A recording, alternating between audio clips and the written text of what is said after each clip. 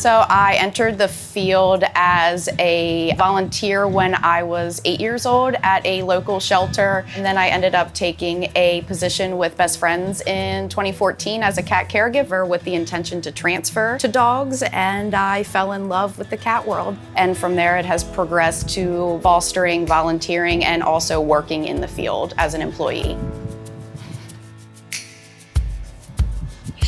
Since I started, the animals that have come through my door, I would say it's probably been in the thousands that I have intervened with. And I have Piggy Pie, Bebop, Odessa, Cowboy, Mazikeen, Eggy Biscuit, Michael Tobias, Meatball III, Culver, Draven, Adira, Blayana, Isa. Oh, and Venus. Did I say Venus already?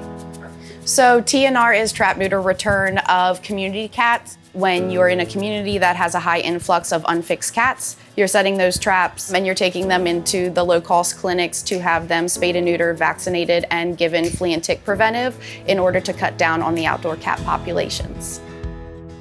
So when you raise bottle babies, they are extremely personable. I am their mom to them, so they always just want extra attention.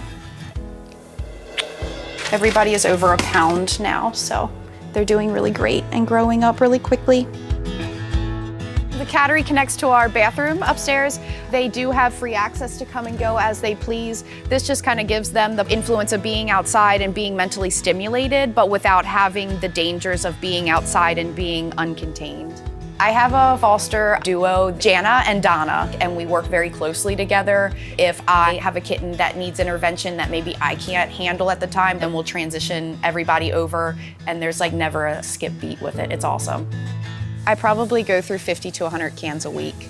I had a semi-full truck of cat food donated in February that I was able to distribute to multiple fosters, rescues, and some of that's over there is some of the remnants of it. I spend on average 2 hours socializing. We are feeding every 6 hours on the bottle, so I'm in here quite often, just checking in and peeking in on everybody.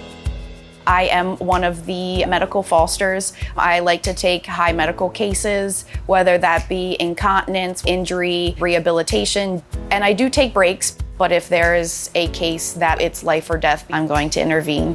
So my heart comes in the way. And every adopter I've had, they appreciate me and everything I do, but they will never know the amount of sleep that I lost, the amount of tears that I've cried, just hoping that something would survive. There's so many animals in this world that need the care and they need homes that I feasibly, financially, mentally, physically can't take every single animal that comes my way as much as I wish I could. You've just saved a life so that now you can bring another one in and save another life. It kind of gives you that comfort to keep going. Don't be impulsive because that's how you end up with 12 cats.